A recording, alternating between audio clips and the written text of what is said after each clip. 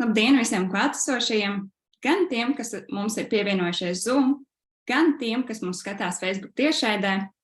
Ar jums kopā nemainīgi esmu es, Māra, Latvijas Sociālās uzņēmējdarbības asociācijas projektu vadītāja, un mēs tiekamies jau 2. nedēļā Sociālās uzņēmējdarbības skolā, e-apmācību kursā, kas īsti paredzēts veiksmīgai sociālās uzņēmējdarbības uzsākšanai un veikšanai.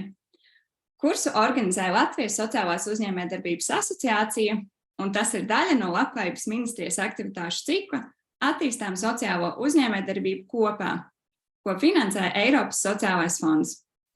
Šī ir 4. no 9 sociālās uzņēmējdarbības skolas lekcijām. Piedaloties vismaz 5 no tām, jums būs iespēja arī saņemt apliecinājumu par savu dalību. Lai mēs varētu izsekot, kam tad šie apliecinājumi ir jāpiešķir, lūgums Zoom pieslēgties ar savu vārdu un uzvārdu. Ja nu esat pieslēdzies no kāda cita profila, tad to varat nomainīt Zoom uzstādījumos. Pie sava video odziņa labajā augšējā stūrī būs 3 punktiņi, uz kuriem uzspiežot varat izmantot funkciju rename, un tur tad arī ievadīt savu vārdu un uzvārdu. Kā ierasts pēc abiem šīs dienas lektoriem, mums būs 5 minūtes jautājumu un atbilžu sadaļai.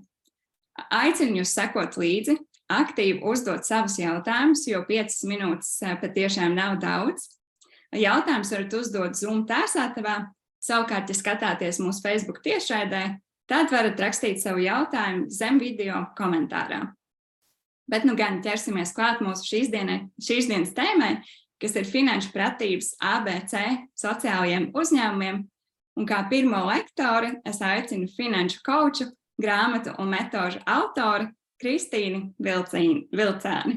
Kristīna, lūdzu, skatuve ir tavējā. Jā, labdien visiem! Paldies, Māra, par pieteikumu, un paldies par to, ka šāds pasākums tiek organizēts, tāpēc, ka atbalsts cilvēkiem, kuri vēlas padarīt šo pasauli kaut kripatiņu labāku, ir lieliska lieta, un tāpēc man ļoti, ļoti liels prieks būt šodien šeit, un ceru arī būt neliels atbalsts jūsu lielo ideju realizēšanas ceļa sākumā. Nu, ko ķersimies uzreiz pie lietas, par cik mums ir diezgan maz laika, bet tēma tāda, ko es parasti vismaz 6 stundas lasu, tāpēc centīsimies pusstundā iekļauties un pateikt pašu galveno. Nu, tad ejam uzreiz uz priekšu. Ja mēs būtu šobrīd milzīgā auditorijā klātienē, es visticamāk lūgtu jūs pacelt rokas pie jūsu izvēlēm, bet šobrīd droši vien par cik mēs esam tādā digitālā vidē, katram pie sevis padomāt atbildu uz šo jautājumu. Tātad, ja es jums jautātu, ko jūs izvēlaties? Naudu vai mīlestību? Ja es jums jautātu, ko jūs izvēlaties? Naudu vai laimi? Un ja es jautātu, ko jūs izvēlaties? Naudu vai veselību? Es apmēram, esot daudz klātienē uzdevuši šo jautājumu, apmēram nojaušu pacelto roku daudzumu pie atbildēm. Un tad nākamais mans jautājums būtu, ko jūs izvēlaties? Roku vai kāju? Un šajā brīdī es ceru arī šajā auditorijā pēkšņi sākās tāda, kāpēc man jāizvēlās, kāpēc starp roku un kāju man vajag abas? Un tad šis ir tas viens no finanšu pratības tādiem kontroli jautājumiem, arī pie pirmajiem uzdotajiem jautājumiem, visticamāk, es gribētu sagaidīt no auditorijas tieši tādu pašu pretreakciju. Kāpēc man jāizvēlās? Man vajag visu. Un tieši šādā pat veidā arī, kāpēc bieži vien ir problēmas ar finanšu pratību, jeb ar naudas apgūvi, tieši tas, ka mēs esam pieraduši, esam mācīti, esam no dzīves iepriekšējām dažādām situācijām apguvuši tādu mācību, ka nezinu, kāpēc nauda tiek nolikta kaut kur maliņā, viss pārējais ir daudz svarīgāks. Nē, nauda ir tieši tikpat svarīga kā viss pārējais. Nākamais jautājums atkal, protams, ja mēs būtu klātienē, es lūgtu jūs pacelt rokas, kā jums šķiet, kurš ir veiksmīgāks cilvēks, vai varam arī teikt veiksmīgāks sociālais uzņēmums, kuram ienākumi mēnesī ir 3000 eiro vai 10 000. Un tad arī ir, protams, uzreiz liekas, ka tur, kur lielāks cipars, tur droši vien ir finansiāli veiksmīgāka situācija, bet tā negluži vienmēr ir pareizā atbilde, tāpēc, ka finansiāli veiksmīgāks ir tas, kurš pārvalda šo naudu visveiksmīgāk, un tas, kurš nākotnē iet augšupejošā līknē, nevis tieši šobrīd ieliek visu šī brīža kaut kādos aktīvos. Tā kā ejam uz priekšu šodien, parunāsim par finansēm, par finansiālo veselību un par finanšu pratību jums kā jauniem uzņēmējiem. Pirms mēs dodamies uz priekšu, protams, ir svarīgi, kā jau finansēs cipari, un tad šis ir tas, kas mani personīgi pamudina un kāpēc es runāju par finansēm, ka finanšu pratība mums Latvijā īstenībā ir diezgan augstā līmenī. Ja mēs paskatāmies uz Finanšu kapitāla tirgus komisijas veikto pētījumu, tad mums ar finanšu pratību, jeb zināšanām par finansēm, ir diezgan laba situācija, un tā ir pat tāda pat kā vidēji OECD valstīs, tie ir 62%. Savukārt, ja mēs paskatāmies uz darbiem, jeb tas, ko mēs no tām zināšanām ieliekam darbos, tad, diemžēl, situācija ir diezgan čābīga, es teiktu, jo 65% mājsaimniecības nav izveidotas pat drošības spilvens, kas ir vismaz 3 mēnešu apjomā finanses, lai mēs sektu ikmēnešu izdevumus. Situācija gan uzlabojās gadiem ejot, tā kā mēs redzam, ka 19. gadā tie bija vēl lielāki procenti. Tad arī finanšu situācija ar cilvēku spēju sekt ikmēnešu izdevumus ir diezgan grūta, jo 20% vismaz ir saskārušies ar problēmām sekt tekošā mēneša izdevumus. Un vēl tikai 14%, iedomājieties, tikai 14% ir apmierināti ar savu finanšu situāciju. Tas nozīmē, ka vismaz par finansēm mēs zinām 61%, bet tas, ko mēs darām un realitāte, cik mēs esam apmierināti, ir ļoti mazs procents. Un ja mēs runājam vēl nedaudz vairāk par cipariem un par to, kā mēs pieņemam finanšu lēmumus attiecībā uz finanšu produktiem, tātad uz kredītiem, uz banku pakalpojumiem, un tātad veseli 13% izvēlas vadoties pēc reklāmām. Šeit gan arī labā lieta ir, ka situācija uzlabojas, un iepriekš 19. gadā tie bija veseli trešdaļa. Nu tā, tad ejam uz priekšu. Šis ir arī mans iemesls, kāpēc es strādāju finanšu lauciņā, jo, manuprāt, mums trūkst tādi darīšanas instrumenti. Ja ar zināšanām viss ir kārtībā, tad kā to panākt tajā mūsu darīšanas pasaulē, tajā mūsu realitātē. Un tad, es esmu izveidojusi savus instrumentus, ar kuriem dalos, un tad turpinājumā uz priekšu, gatavojoties šai lekcijai, protams, izlasīju terminu vēlreiz, kas nozīmē sociālā uzņēmējdarbība. Tad sociālās uzņēmējdarbības mērķis ir risināt kādu sociālu problēmu vai radīt labumu plašākai sabiedrībai, atsakoties no maksimālas peļņas gūšanas uzņēmējiem personīgi. Un brīžiem ir sajūta, ka ejot atpakaļ arī uz manis uzdoto jautājumu, naudu vai mīlestību, naudu vai laimi, un ir sajūta, ka arī sociālās uzņēmējdarbības lauciņā cilvēki ir sapratuši, ka ir jāizvēlās. Tātad, ja es esmu sociāls uzņēmējs, mans galvenais misija, mans galvenais uzdevums ir radīt kādu labumu plašākai sabiedrībai, līdz ar to tā naudas lieta ir jāpaliek kaut kur maliņā. Ko es gribu uzsvērt, joprojām es priecājos arī par šo jēdzienu un arī par šo veidojumu, teiksim tā, ka sociālā uzņēmējdarbība joprojām ir uzņēmējdarbība.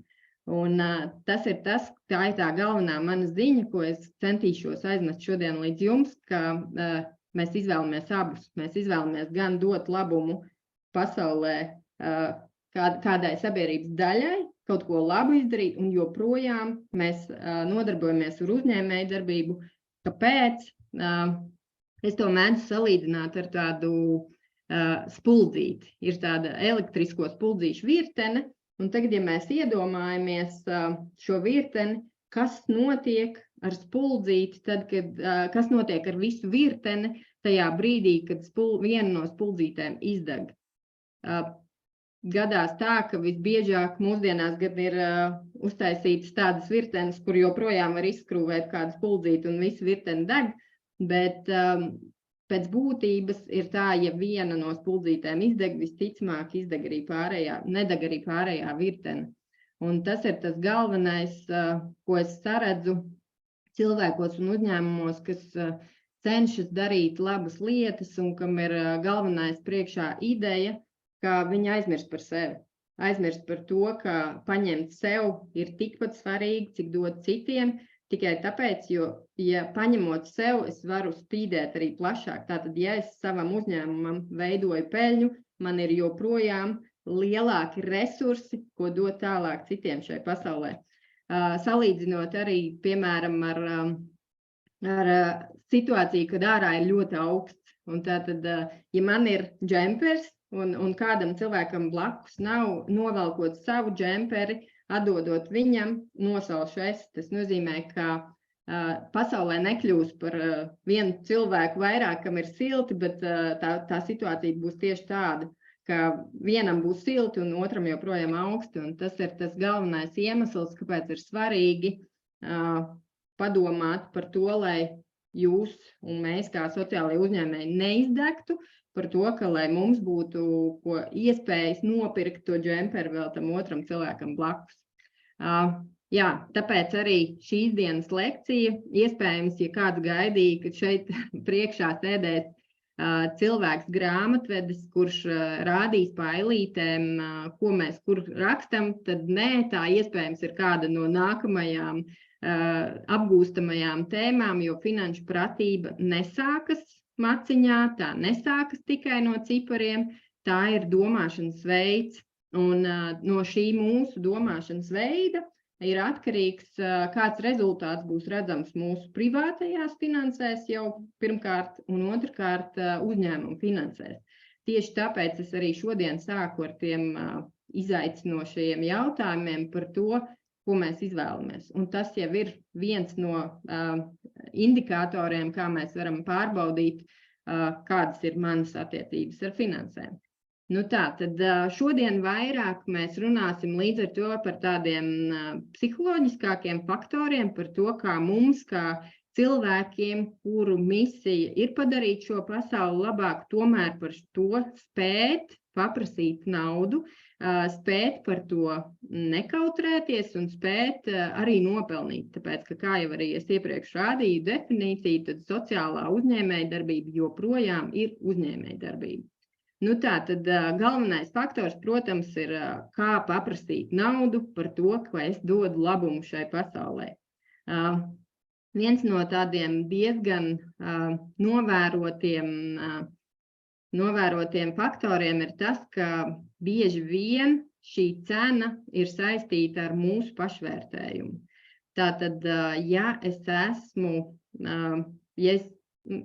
ir kādas problēmas zināmas ar pašvērtējumu, tad man būs grūtāk novērtēt savu produktu cenu, un es līdz ar to paprasīšu iespējams stipri par zemu, jo es taču, neesmu cilvēks, kas ir atnācis šeit nopelnīt un tā, un tad paprasot šo cenu par zemu, visbiežāk arī es iegūstu vēl vairāk iedragāju to savu pašvērtējumu, tāpēc, ka tad cilvēki arī maksā mazāk par to, ko es daru, un es jūtos vēl vairāk slikti, un līdz ar to veidojās tāds apburtais loks. Piemēram, man ir bail no novērtējumu, līdz ar to es baidos, ka šo nepirks par tādu cenu, kā es gribu.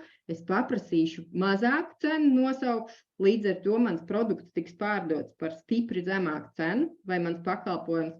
Un tad atpakaļ tas ietekmē manu pašvērtējumu. Tas nozīmē, ka beigās es nokļūstu tādā aburtajā lokā, kurā man īsti nav, kā no viņa izrauties, jo paprasot vairāk, iespējams cilvēki nepirks, un šādā veidā es labāk palieku tajā lokā, jo es taču daru labu šai pasaulē, un cenai ap to nav nekāda it kā sakara.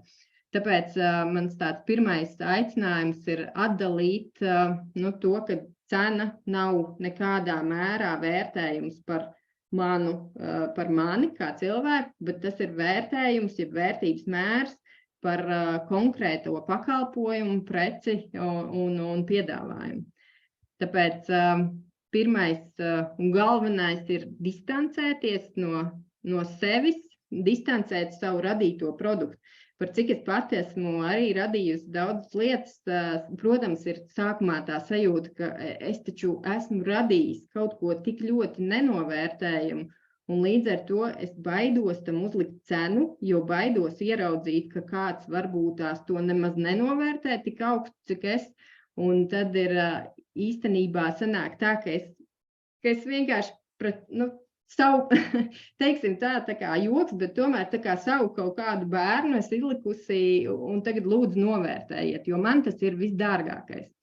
Tāpēc svarīgākais vienmēr, lai cik tas būtu grūti, pārgriezt to nabas saiti un distancēties. Tātad tas, ko es esmu radījis, ja mans produkts, mana ideja, nav stāsts par mani, tas ir tikai un vienīgi tas produkts, kurš tiek izlikts tirgu, un vai nu viņš ir vajadzīgs vai nav vajadzīgs, tas jau vairs neskar mani kā cilvēku, bet es distancējos no šī.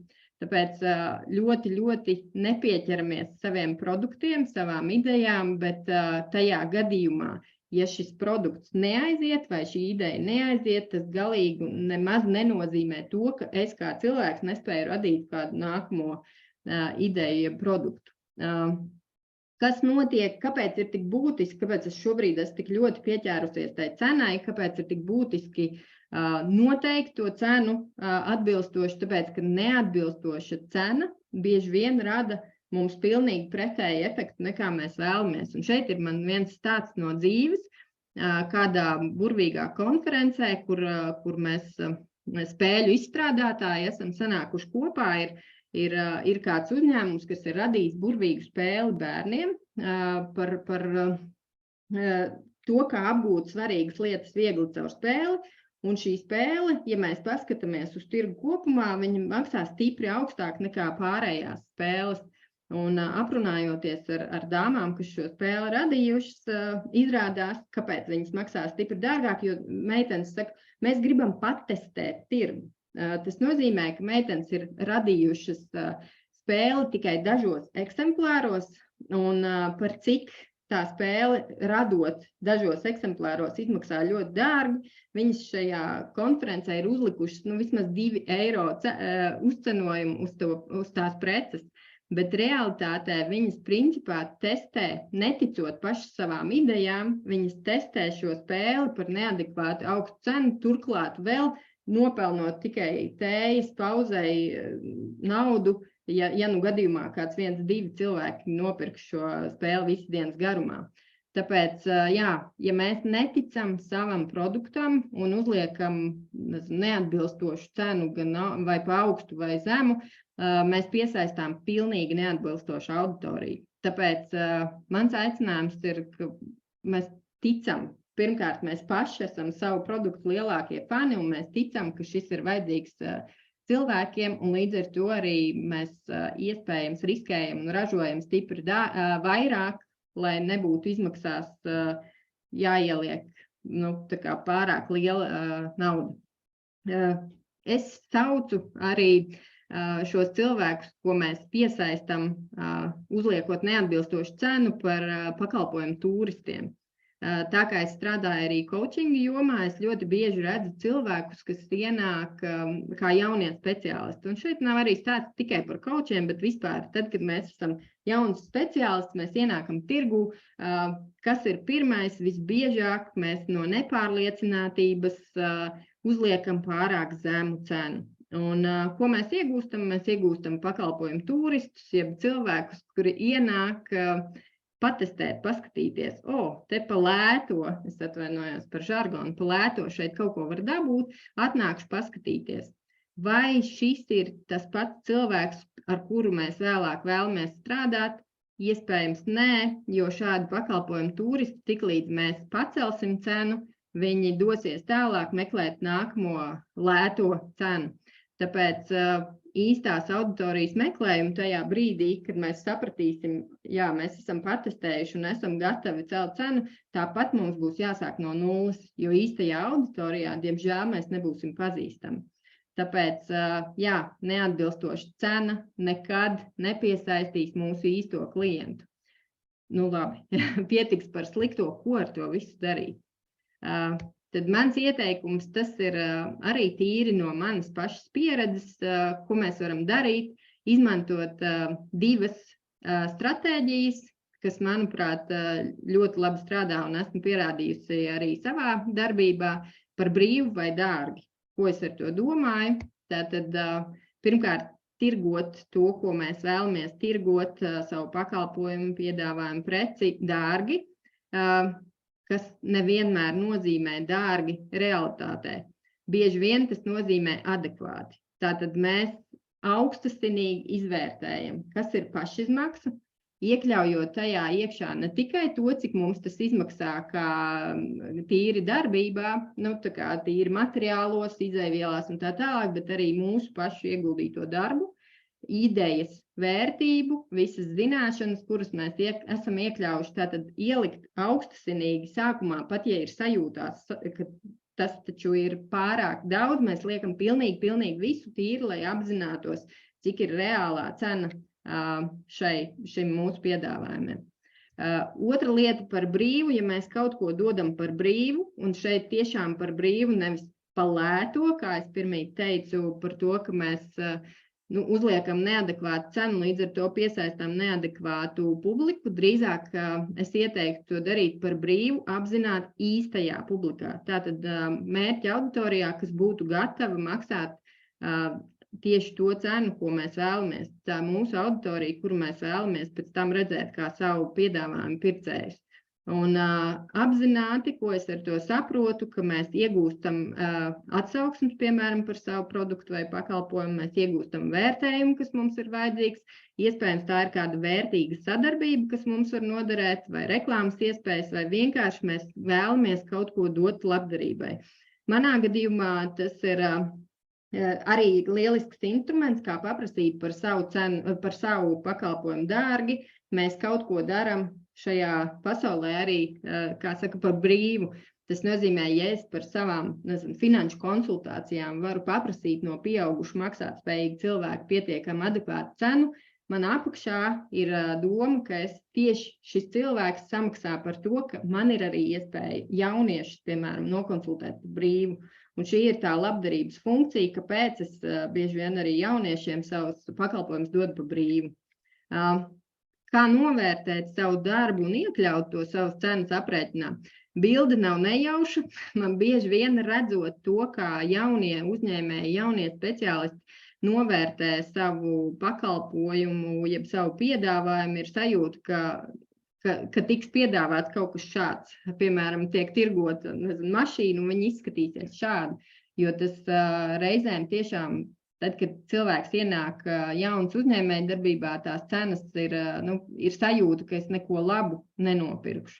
Tāpēc, kā tad iekļaut to savu darbu cenas aprēķinā, ir pirmkārt apzināties realitāti, kā es jau pirmīt aicināju, un cenu domāt nevis no tā zila gaisa, cik tas varētu maksāt, vai man ir sajūta, ka par šo darbu nemaksās cilvēki adekvāti, bet nē, pirmkārt mēs sēžamies klāt un realitātē rēķinam. Un reizēm tas ir arī sitiens papīri ar to, ka mēs saprotam, ka jā, mans piedāvājums izrādās ir tik dārgs, ka es, piemēram, viņu šajā tirgus segmentā nemaz nevaru piedāvāt, bet tā būs realitāte. Nekad nevērtēt cenu pēc sevis. Es jau nemaksātu par šādu pakalpojumu tādu lielu naudu. Ja tu neesi pats savs mērķa klients, visticamāk arī nav vērts vērtēt pēc sevis. Jāskatās ir tieši savu mērķa auditoriju. Jā, kā jau es minēju, arī augstasinīgi sarēķinam izmaksas, nesalīdzināmies ar it kā līdzīgiem piedāvājumiem. Man ir viena pazīstama situācija, kur juveliera rada savus darbus un juveliera izstrādājumi vispār tā ir māksla, un viņa salīdzina ar it kā līdzīgiem, un tie jau arī ir gredzeni, bet realitātē, kas ir tā vērtība, ko tu ieliec, kas ir tā mākslinieciskais pienesums, ideja un tā, tas nav salīdzināms ar it kā kaut ko līdzīgu. Tāpēc ir vērts apzināties tieši savu piedāvājumu vērtību, un lai tā saskana ar to, ko es izlieku uz āru. Tātad, ja es uzskatu, ka šis ir ļoti vērtīgs, uz āru tas nedrīkst parādīties kā šī mašīna, kas ir bildē, tā kā diezgan liels grausts. Ejot uz priekšu, un ko tad darīt, ja tā cena, tad, kad es apzinos realitāti, tomēr izrādās par augstu. Pirmā doma visbiežāk cilvēkiem ieskrien prātā, man ir jāsamazina cena, kas ir tas, ko es varu darīt, lai samazinātu cenu. Nē, reizēm ir varbūt, ka jāmeklē pareizāks pozicionējums, un šeit arī stāsts no dzīves. Latvijā viena māksliniece gatavo filcētus sunīšus, filcētus kaķīšus, un pirmais, ko viņi darīja, viņi sataisīja šādas figūriņas un izlika Etsijā tirgot pa 20 eiro. Realitātē pieprasījumi īsti nebija. Un lētāk tur neko nevar izdarīt. Tas ir roku darbs, kur cilvēks filcē un taisa to dzīvnieciņu. Un skaidrs viens ir pirmā ideja, šos dzīvnieciņus nevienam nevajag, jo sanāk konkurēt ar Ķīnā taisītiem, kurus var stipri lētāk uztaisīt. Izrādījās bija jāpamaina pozicionējums, un šī sieviete nomainīja pozicionējumu uz to, ka tika izgatavotas dzīvnieku replikas. Ko tas nozīmē, ja ģimenē ir aizgājis bojā mīļdzīvnieks, ja mājdzīvnieks, viņa taisīja pēc bildes to pašu sunīti replikā.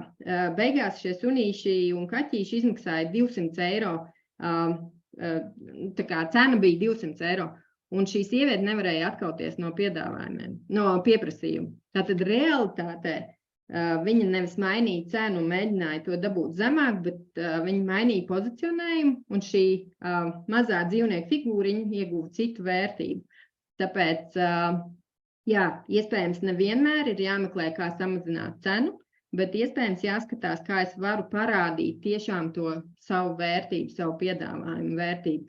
Tāpēc arī mācot finanšu pratību, nekad no manis pirmo padomu nedzirdēsiet, kā ietaupīt. Drīzāk, ja es vēlos saglabāt šo dzīvesveidu, kas man ir, tad es vēlos, kā nopelnīt vairāk. Es meklēšu idejas, kā nopelnīt vairāk. Laiks skrien vējas pārniem.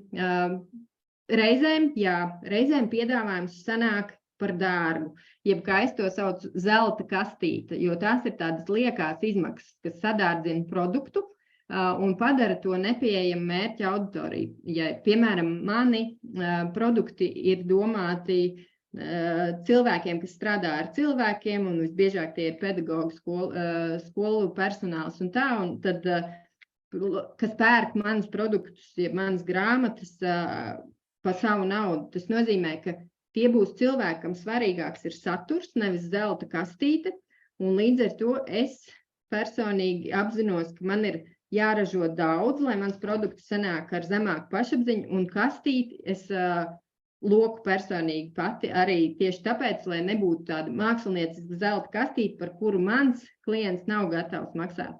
Jā, reizēm var gadīties, kad mērķa auditorijai tieši zelta kastīte ir svarīga, bet tad tas ir ļoti apzināti jāsaprot. Jo reizēm mums ir tā, ka mums gribās to savu piedāvājumu produktu padarīt visforšāko, bet nevienmēr tas ir tas, kas ir vajadzīgs cilvēkam, kas šo pirks. Arī tikko ar vienu pazīstamu cilvēku kopā nedaudz mentorēju par finanšu pratības kalendāru, meitene izstrādā, un sākotnēji gribējās padarīt to ļoti, ļoti vērtīgu, pieliekot klāt zīmulīti, lai ir ērti tur atzīmēt un tā, bet šis zīmulīts maksā naudu pielikt katram kalendāram, līdz ar to pašizmaksas palielinās. Bet realitātē tas cilvēks, kuram vajag pirmos soļus finanšu pratībā, viņam vajag to saturu, nevis to skaisto iepakojumu ar visu to, lai būtu ērti. Tāpēc vienmēr mēs skatāmies, vai mūsu produktos nav iekšā kāda zelta kastīte, no kuras mēs varam izvairīties. Ko darīt, ja nepērk? Reizēm ir tā, ja mēs mainām dažādas pozicionējumus, ja mēs skatāmies no dažādiem skatu punktiem un cilvēks nepērk, tad iespējams, ka viņam nevajag to, ko viņam nevajag. Un reizēm nākas atzīt, ka jā, varbūt šī ir tā lieta, kur neaizies, un tā nav vajadzīga, un tur iespējams, ka nav iespējams neko atrast tādu, kas nevelti bildē arī ragavas vasaras dienā, jo, ja mēs sāksim pludmalē tirgot ragavas, iespējams, to tiešām nevienam nevajag. Lai cik skaistas un burvīgas un zelta kastītē iepakotas būs šīs ragavas. Jā, kas vēl ir, ja mēs runājam par cenu, ir laba lieta padarīt to cenu vieglāku, jeb vieglāk pieņemamu, piemēram, kursi 180 eiro 3 mēnešiem, izklausās varbūt diezgan nepieejami, bet ja mēs sakam 2 eiro dienā, tas ir vieglāk paceļams, un tā ir tā pati nauda, vienkārši cits skatu punkts.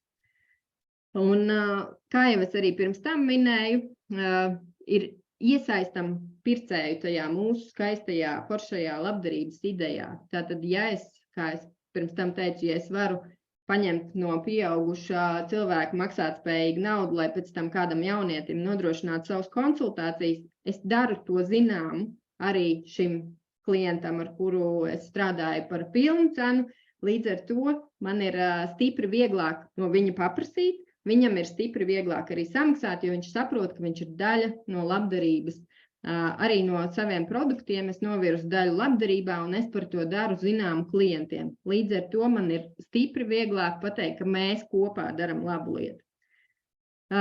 Jā, šīs ir vēl vienas lamatas, uz kurām mums vēl ir 3 minūtes laika, pastāstīšu par to. Visu varu pats lamatas. Tad, kad mēs esam jaunie uzņēmēji, tad visbiežāk mēs arī ar savu ideju nedalāmies, jo nedod Dievs kāds viņu nozags. Mēs arī nedalāmies ar peļņu, jo es taču tā tik maz te kaut ko pelnu. Te man ir stāsts arī no savas dzīves par to, kā iznākot grāmatai, protams, ir stipri lētāk, man stipri izdevīgāk, ja es viņu tirgoju pati savā mājaslapā, un kad es teicu, ka sadarbošos ar grāmatnīcām, tad bija ārprāts, pašiem izdevīgāk pašiem tirgot, tāpēc, ka grāmatnīcas paņem zināmu procentu. Jā, viņas paņem zināmu procentu, bet daloties ar šiem ienākumiem, es nonāku līdz tai auditorijai, kas ir pieejama grāmatnīcām. Un tas ir ok, dalīties ar saviem ienākumiem, līdz ar to iegūst visi. Jā, reizēm mēs arī uzlūkojam citus kā konkurentus. Te man ir 2 piemēri no manas dzīves par to, kā tajā pašā mēs esam apvienojušies Izglītojošo spēļu un metožu asociācijā, kur mēs taisam lielus pasākumus, kur visi spēļu izstrādātāji sanāk kopā. Un tātad mēs nevis viens otra klientus sargājam kaut kur paši savā stūrītī, bet mēs viņus aicinām vienā vietā un ieguvēji ir visi. Mēs pārvēršamies par papildspēku viens otram. Otrs piemērs ir par piedzīvojumu terapijas biedrību. Arī mēs esam speciālisti, kas piedāvā dažādus piedzīvojumus ar terapeitisku nolūku dabā. Mēs varētu katrs pa savam to darīt, katrs savā kaktiņā. Mēs sanākot kopā, mēs dabūjam kopā vairāk klientus, un tas ir tikai iegūms. Jā, nu tad ātri skrienot pāri, es jau redzu Māra pieslēgusies un es esmu aizrunājusies. Mans aicinājums ir darīt to, ko tu vislabāk proti, sadarboties ar tiem, kas prot to, ko tu neproti, tāpēc, ka ne jau visu pašam sanāks sasniegt lielos kalnus, bet kopā ejot. Un līdz ar to, ja mēs runājam par finanšu pratību, tad grāmatvedis vienmēr ir laba iespēja un jautāt cilvēkiem, cilvēki dalās zināšanās un tā. Tad pēdējie ieteikumi no manas puses.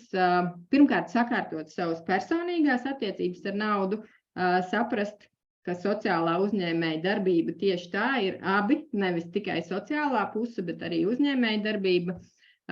Jūs droši vien būs pieejama arī prezentācija, tad varēsiet apskatīties, kas tad ir tās pārliecības, kas mums traucē, kur mēs vienkārši domājot jau par to savādāk par naudu, mēs varam jau daudz ko palīdzēt sev.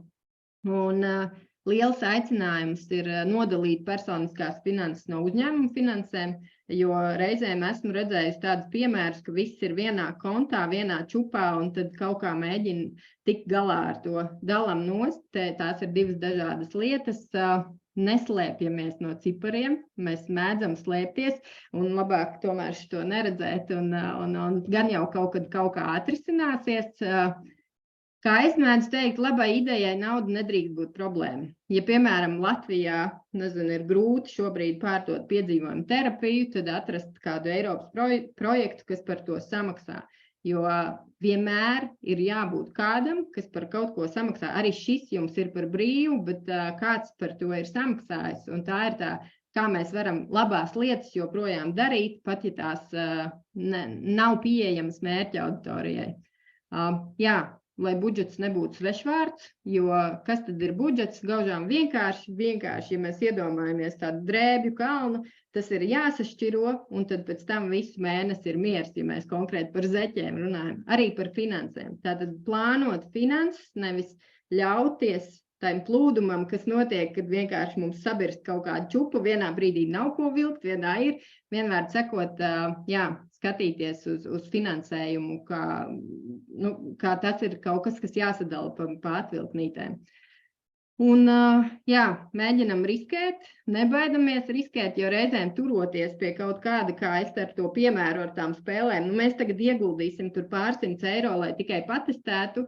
Iespējams, ka tie pārsimts eiro, kas ir jāiegulda, varbūt mēs ieguldot 1000, varēsim nopelnīt 10 000, bet tā skatāmies, ka risks vienmēr maksā mācību. Un arī izdzīvošanas režīmā ir jābūt pozīcijai, kas paredzēta attīstībai. Mums vienalga, cik mums šobrīd ir, kādā mēs režīmā esam, attīstība ir primāri. Un šis ir pēdējais, es jau redzu, Māra, pēdējais teikums par to, ka labas lietas un labi darbi maksā naudu.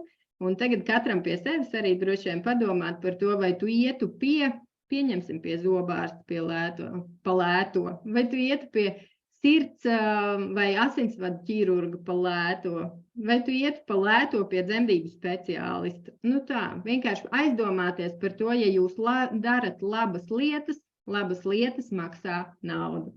Un vairāk par to, ko es tagad runāju, ja vēl ir pieejams veikalos septembra, ir žurnāls, vienkārši iegūt tieši kā saka, šo saturu, lai uzdrošinātos paprasīt par savu darbu adekvātu samaksu. Lai top labas lietas, lai top adekvātas cenas un lai top šī pasaulē, kāpēc viņu labāk. Virtuāls cepums no manis.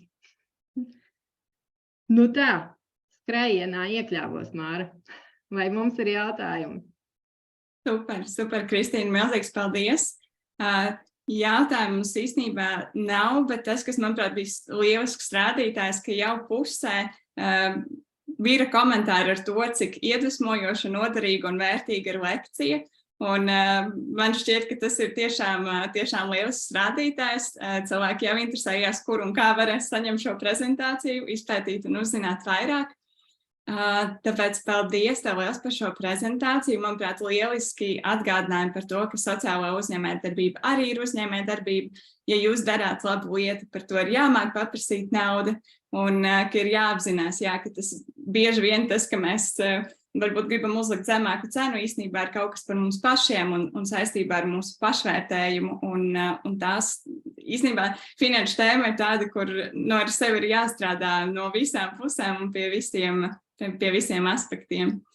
Varbūt vēl vari īsi ieskicēt, man vienkārši tīri gribas zināt, cik ilgs bija tas tavs ceļš, kamēr tu nonāci pie savām tām varbūt īstajai vērtībai, saprast, kāda tad ir tā summa, ko tu vari prasīt, cik ilgs ir tas ceļš, vai uzreiz sanāca tā kā uztrāpīt, vai tas bija tā ilgi un grūti un gari? Laikam man lielākais, man par laimi laikam sanāca uzreiz ar to, ka es sapratu šis tieši viens teikums, ko es pārskrēju pāri. Es sapratu, ka kas tad ir sliktākais, kas var notikt, piemēram, saražojot tieši tik daudz, cik es gribu, ticot savam produktam un prasot atbilstoši, lai es neizdegtu. Un tad es sapratu, jā, labi, es zaudēšu, pieņemsim, 2000, bet tā būs tā cena, ko es būšu gatava maksāt, ieraugot, piemēram, vai man sanāca vai nesanāca, bet pretējā gadījumā es laikam pabijos nenopelnīt. Es sabijos nenopelnīt, un tāpēc tās bailes man bija lielākas nenopelnīt nekā pazaudēt. Un tas ir arī mans aicinājums jums, ja jūs no sirds, un es ticu, ka jūs nebūtu sociālajā uzņēmēja darbībā, ja tā ideja nenāk no sirds, un ja jūs ticat no sirds tai savai idejai, tur nevar nesanākt. Tā kā nebaidieties vienkārši. Paldies tev tiešām liels par stāstījumu, par iedrošinājumu. Un ļoti daudz paldies tiešām ir no mūsu klausītājiem, kur arī raksta, ka šis noteikti palīdz sakārtot domas, kā vispār domāt par šo jautājumu. Tā ka tiešām liels paldies tev par šo iedvesmojošo stāstījumu. Lūk, un tagad mēs esam nonākuši tajā sadaļā, kur mēs dzirdēsim pieredzi stāstu no sociālā uzņēmuma. Un mums jau gatavojas lektore nākamā, kas ir Ieva Zemīte, un viņa ir sociālā uzņēmuma Stikla māja vadītāja. Lūk, un tad, es došu vārdu Ievai, lai viņa jums pastāsta, kā tad, viņai ir gājis ar šo jautājumu. Tad, Ieva, lūdzu, es jau redzu, ka tu liec savu prezentāciju, un tad skatuve ir tavējā. Paldies! Labdien! Es ceru, ka man izdosies veiksmīgi dalīties pilnekrānā ar prezentāciju. Vai ir redzama prezentācija? Jā, ir. Jā, labi, paldies. Tad pastāstīšu mūsu pieredzes stāstu, un jāsaka, ka esmu uzņēmuma valdes locekli, bet vadītāja ir māksliniece, dizainere Anna Vārnase, kas principā ikdienā strādā ar darbības organizēšanu, bet, protams, mēs kopā dibinājām šo uzņēmumu, un es vairāk esmu nokoncentrējusies uz finanšu jautājumiem un tad mūsu uzņēmuma finanšu pusi, ar ko tad arī šodien dalos ar jums un mēģināšu iezīmēt mūsu stāstu, mūsu attīstības stāstu, jo patiesībā mēs arī no sākuma, lai arī ar pieredzi un zināšanām atvērām uzņēmumu 2017. gadā, mēs netrāpījām uzreiz ar pirmo piegājienu. Domājām, ka mēs radīsim produktus un šos produktus pārdosim. Un radīsim skaistus no otrais pārstrādātās stikla, izmantosim šo te vidas jautājumu risināšanu, izmantosim iespēju piedāvāt māksliniekiem darba telpas.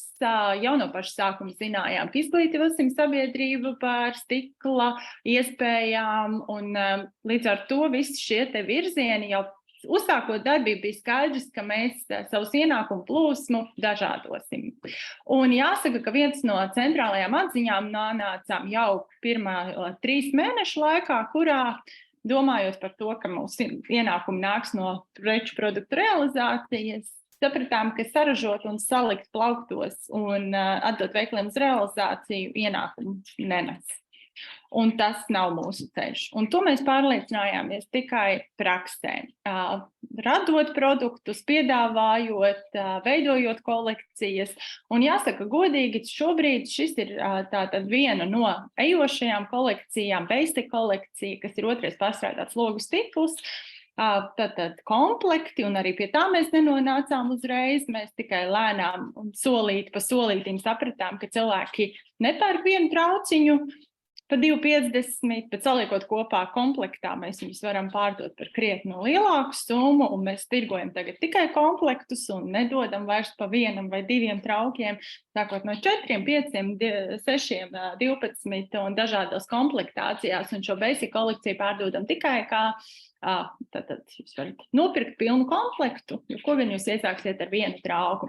Un šī ir viens no mūsu ienākumu gūšanas veidiem, tātad tā ir preču realizācija, bet jūs vēlāk redzēsiet no kopējā ienākuma plūsmas, tā ir pavisam neliela daļa. Vēl viena pārstrādes lieta, ko mēs sākumā domājām, ka tie iespējams būs produkti, un, ja kāds atcerās, tad iepriekš bija arī stikla studija, kas tikai piedāvāja otrais pārstrādātas pudeles un no tām veidotas glāzes vāzes, un svečturus, tad mēs šo visu esam pavērsuši par pakalpojumu. Un nav iespējams to kā produktu iegādāties, bet ir iespēja pasūtīt kā pakalpojumu. Jūs redzat, daudzos restorānos, kafejnīcās ir otrais pārstrādāto trauku, nogrieztas, pārgrieztas, apslīpētas, apstrādātas pudeles, kā otrais izstrādātie materiāli, un šo kā pakalpojumu mēs varam piedāvāt, un sapratām, ka mēs to varam piedāvāt ne tikai kā pakalpojumu, kur mēs izdarām, bet mēs sagatavojām arī komplektus, kur cilvēki var paši mājas apstākļos to darīt ar visām video pamācībām, un mēs pārdodam arī šādu komplektu. Un tur sapratām, arī uzreiz nenonācām pie pamata auditorijas. Vēlāk tikai sapratām, ka pamata auditorija ir tas, ka nebūs individuālais cilvēks mājās, jo tas ir diezgan laikietilpīgs process. Bet tās ir vietas, kuras pulcē vairāk cilvēkus, kas ir interešu izglītības centri, kas ir mākslas skolas, kas ir dažādi radošo nodarbību, norises vietas, kurās cilvēki sanāk kopā un tā es meistarklases un paši to var darīt. Tā kā tas ir arī kļuvis par pakalpojumu. Tad mēs nonākam līdz vienam ļoti būtiskam virzienam, ko mēs esam attīstījuši, un jau no pirmās dienas esam darījuši, bet mēs esam attīstījuši sākot no radošām nodarbībām meistarklasēm cilvēkiem bez kādām priekšzināšanām līdz apmācībām jau tiem, kuriem jau ir priekšzināšanas un dažādās jomās un dažādos virzienos. Un šīs te apmācības ir bijušas gan bērniem ar autismu spektra traucējumiem, gan pieaugušiem, kuri vienkārši nāk un pēc tam iestājas mākslas akadēmijā un attīst savas mākslinieckās prasmes visdažādākajos virzienos, un vēlāk jūs redzēsiet arī proporciju, kāda no ienākuma plūsmas mums ir meistarklašu virzienā, bet tā ir iespēja notestēt visas jaunās idejas, piedāvāt cilvēkiem dažādus stikla mākslas pieredzi, un tas, ko mēs varam šeit secināt, ir tas, ka ļoti daudz turisti, kas iebrauc Rīgā, ļoti labprāt izmanto radoši, pilnvērtīgi, jēgpilni pavadīt laiku, un doties uz kādu no meistarklasēm. Un līdz ar uzņēmumu dibināšanu mēs uzreiz šo piedāvājumu ieviesām. Un, protams, pandēmija ietekmēja pieejamību, bet atkal tas ir atgriezies. Un turisti ir Rīgā, un daudz no tiem ir kultūras turisti, un daudz meklē, ko viņi varētu darīt. Un šis ir viens vēl no veidiem, kur viņi var piedzīvot šo te meistarklasi un gūt sev vērtīgi pavadīt laiku bez jebkādām priekšzināšanām, bez jebkādas iepriekšējas pieredzes darbā ar stiklu, bet valdīt šo māksliniecisko piedāvājumu. Šis ir centrālais mūsu darbības virziens. Mūsu centrālais darbības virziens ir stikla dizains, un līdz tam mēs nonācām sākot ar produktu, un saprotot, ka produktu mēs nevaram radīt paši sev, labāk to dizainēt kopā ar to, kuram to vajadzēs gala rezultātā. Un viens no pirmajiem klientiem, kurš, protams, jau pēc intensīviem meklējumiem, mēģinājumiem, kas tieši ir tas mūsu produkts un kas ir mūsu klients, mēs nonācām pie tā, ka tas produkts, kurš rada pievienoto vērtību tālāk biznesā, kafejnīcās, restorānos, tās norises vietās ir tas, kurā mēs šo te stiklu varam radīt, un tad klientam gala rezultāts ir tieši viņam, tieši īpašs, tieši specifisks, tieši dizainā individuāli balstīts uz viņa vajadzībām, viņa izpratni. Līdz ar to šobrīd centrālais mūsu ienākuma avots ir balvas, dažādiem uzņēmumiem. Šeit jūs redzat zvaigznes ABC balvas, izcilības balvu, valsts apbalvojums. Šis ir dzemdību namam, jubilejas gadā bija apbalvojumi visiem viņu mecenātiem un sadarbības partneriem. Un restorāna, interjērs, stikla spoguļi, dažādi lieli objekti, kas ļoti labi sadzīvo ar mazām skaistām lietām, tāpat kā interjera dizains, ļoti lielu akcentu liekam uz atjaunotu, restaurētu stikla, tad logi, lampas, kur ir vecie visi mistiņa ietvaru. Mēs piedāvājam šo te tieši klientam radīto, tieši viņa vajadzībai atbilst. Šis ir atkal ēkas fasādē, ornamentī, stikla, mozaīkas tehnikā. Šie visi ir tie lielie pasūtījumi, un šīs summas varijē, un katram ir atšķirīga tāme, un katram ir atšķirīgas izmaksas. Mēs nevaram šeit kādu vidējo Un tas ir arī tas ieguvums, jo mēs katru reizi varam rēķināt un balstīties reālās izmaksās un patiešām saprast, cik maksās piegāde, kādu materiālu mēs varēsim izmantot, cik daudz mākslinieku būs jāiesaista darbā un cik reāli šis pakalpojums maksās. Tā ir nemitīgā pielāgošanās, un tas ir tas ceļš, ko mēs esam izvēlējušies, un šobrīd redzam, ka tas ir tas, kas mums nes lielākos ienākumus. Jau sākotnēji atrot studiju, mēs runājām par to, ka tā būs ne tikai mums, bet tā būs darba telpa, kuru mēs nodrošināsim pieejamu un atvērt arī citiem māksliniekiem.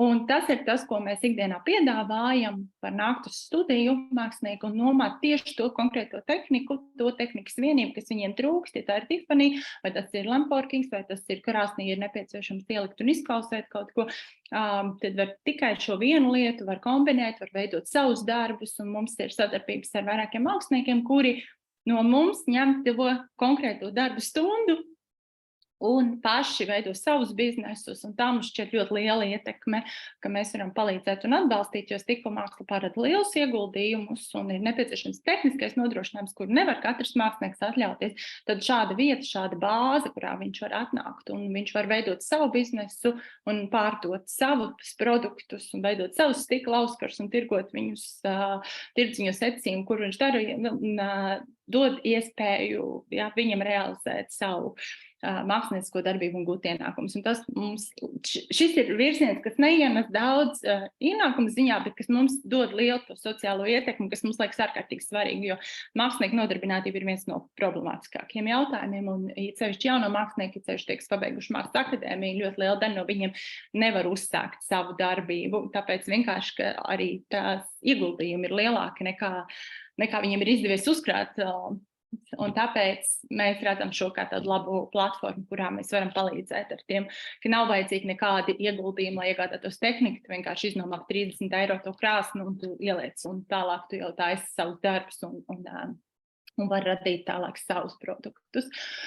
Un jāsaka, ka vēl viens būtisks ienākumu virziens ir arī Latvijas skolas soma, kas ir nodarbības bērniem, kuras mākslinieki vada Latvijas skolās, un šis ir ļoti pieprasīts pakalpojums, un ar lielu prieku mākslinieci brauc uz skolām, un bērni katrs dabūna savu darbiņu, fizisku lietu, ko viņi ir radījuši, un tas ir kaut kas iztrūkst varbūt tādā apmeklējumā izpratnē, ka tu nevari pataustīt, šeit reāli var strādāt ar materiālu un dabūt galu rezultātā taustām materiālu. Būšu pilnīgi godīga, arī mēs šajā procesā attīstības ceļā esam izmantojuši grantus, un Covid gads mums patiešām ļoti būtiski palīdzēja, un tas bija Altuma grants sociālās uzņēmējdarbības attīstībai, kurš, tieši mēs viņu saņēmām 19. gada beigās, un 20. gadā mums var būt, ka mēs būtu auguši straujāk, bet zināmā mērā tas mums vienkārši palīdzēja noturēt darbību un attīstīt savus piedāvājumus. Tad es esmu nonākusi līdz tai sadaļai, kur es vēlos jums padalīties ar to, kāda tad ir tā realitāte atbilstoši 100% apgrozījumam, kādi no darbības virzieniem ir devuši ienākumus un kā tas ir mainījies laika gaitā. Es esmu izanalizējis pēdējos 3 gadus, tātad 20. gads, kas ienāca ar pandēmiju, apstādināja darbību. Mums bija, jūs redzat šeit, cik liela nozīme bija grantam. Mēs bijām saņēmuši grantu iepriekšējā gadā, parakstījuši dokumentus novembrī un principā sākuši realizēt šo te jauno produktu pakalpojumu veidošanu, stikla krāsnes iepirkšanu, lai vairāk varētu nodrošināt daudzveidīgākus pakalpojumus. Tad martā apstājās darbība. Mums neapstājās darbība nevienu brīdi. Samazinājās ienākumu plūsma.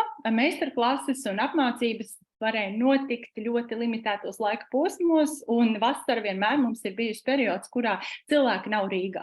Viņi ir viskaut kur, bet viņi nav Rīgā. Un tas ir tas posms, ko mēs jau zinām un rēķinamies, un līdz ar to mēs arī tos savus piedāvājumus Latvijas skolas, un es ļoti labi atceros, ka mēs 2 mēnešus septembrī un oktobrī katru otro dienu bijām kādā Latvijas skolā, bija ļoti, ļoti liels pieprasījums, visi ļoti, ļoti gribēja nodarbības, jo tad atkal aiztaisīja ciet un iespēja nebija vairāk nekur doties. Individuālais dizains, individuālai pasūtījumi neapstājās nevienā brīdī, un tas bija tas pamata ienākumu gūšanas veids, kuru mēs mākslinieks varēja strādāt savā studijā un varēja radīt šos te balvas, Tiffany lampas, pēc pasūtījuma dizainēt produktus un viņus tātad veidot. Un tas bija tas arī, ko mēs sapratām, ka vienmēr ir bijis ļoti nozīmīgs ienākumu gūšanas veids, bet šajā gadā, kā jūs redzat, diezgan daudz pozīcijas mums ļāva gūt ienākums ne tikai Altuma grants, bet arī tas, ka mēs esam reģistrēti kā mākslinieku darbības un saņēmām atbalstu arī caur kultūras ministriju par to, ka darbība vasarā tiešām bija kritusies un ienākumi bija mazāk. 21. gads. Mēs jau skaidri varam redzēt, cik ļoti iezīmējās Latvijas skolas summas piedāvājuma aktualitāte. Kaut kā bijām ar šo, un varbūt, ka tas ir arī tās divas lielākās lietas. Ja mēs šeit runājam labajā pusē par individuālo dizainu, tad mēs šeit varam teikt, ka tas ir dārgi, tas ir kaut kas īpaši radīts, un tas ir tas pakalpojums, par ko ir daudz jāmaksā. Tad skolas summā, tad tā ir apjoms. Tad tie ir ļoti, ļoti daudz bērnu, kuri grib, un ļoti daudz skolas, kas izvēlās šo pakalpojumu, un šis maksā no 4 attālinātā nodarbība 5 klātienes nodarbība, tad tas ir apjoms. Un tad šajā balansā veidojās tās divas galvenās posmas, un arī vēl šeit mēs redzam, ka meistarklases, kas ir ļoti būtiski mūsu darbības daļa, vēl bija ļoti limitētas, tad skolas un individuālie klienti bija tie, kuriem mēs varējām piedāvāt šo savu pakalpojumu un arī saņēmām no viņiem, bet tur reāli bijām jau iezīmējuši savu darbību un diezgan aktīvi piedāvājām šo tirgu. Nu tad pagājušajā gadā mēs pavisam skaidri redzams meistarklašu apjoms, cik daudz palielinājās ienākumi, kas ir gūti no meistarklasēm, jo atgriezās arī ārvalstu klienti Rīgā un TripAdvisorā mums bija ļoti daudz pieprasījumu un turisti ieplūstot Rīgā arī nāca uz šīm radošajām nodarbībām un ar prieku viņus izmantoja. Tad, izteikti dominants ir šie individuālie pakalpojumi, kas ir mūsu centrālais veids, kā mēs gūstam ienākumus un kā mēs varam ļaut nodarbināt, dot telpas māksliniekiem un māksliniekiem palīdzēt attīstīt viņu biznesus. Un jāsaka godīgi, tās summas, ko mēs iegūstam no mākslinieku, nav samazinājuši, vienkārši kopējais apjoms ar ienākumiem ir audzis, un līdz ar to tā situācija ir šāda kopējā skatā, ka individuālais dizains ir lēnām audzis, grants ir samazinājies, par ko mēs esam priecīgi, ka granta nozīmes nav tik liela, un uz grantiem dzīvot ir tā kā, finansiāli nav labākais variants, kā būt patstāvīgam uzņēmumam, bet pareizē šis grants dod iespēju realizēt kādas attīstības ieceres un idejas. Un tās darbība, ko mēs sākotnēji domājam, ka tā būs mūsu naudas pelnīšanas veids, ka mēs radīsim preces un pārdosim, jūs redzat, ir ļoti minimāli ienākumi no šīs puses. Mūsu galvenais visu pakalpojumu ir Principā mēs strādājam, lai nodrošinātu pakalpojumus, nevis produktus. Un tas ir tas nebija veids, kā mēs sākotnēji domājām, ka mēs gūsim ienākumus, bet tā dzīve un testēšana un realitāte mums ir devusi tādu labu platformu zināšanām, ko tad vēlas mūsu klients un ko viņiem varam piedāvāt. Tā, paldies! Tas bija mans noslēdzošais slaids. Nē, man vēl bija 2 slaidi. Es aizmirsu, ka mums bija arī stāsts vēl par grantu, ko mēs ieguvām Radošās Eiropas projektā. Un te man bija tikai viena doma par to, ka mums ļoti svarīgi ir nebaidīties un sadarboties. Un šeit mēs kopā ar citiem partneriem ieguvām finansējumu Radošās Eiropas projektā, paši būdami 3 mēnešu dibināts uzņēmums un ar 6,5 tūkstošu lielu apgrozījumu guvām iespēju piesaistīt 57,000 4 gados. Tā kā tas ir tāds mazais drosmes stāsts pavisam zaļam uzņēmumam. Tad veiksmi jums darbos. Super, Ieva. Paldies tev, milzīgs, par tavu stāstu.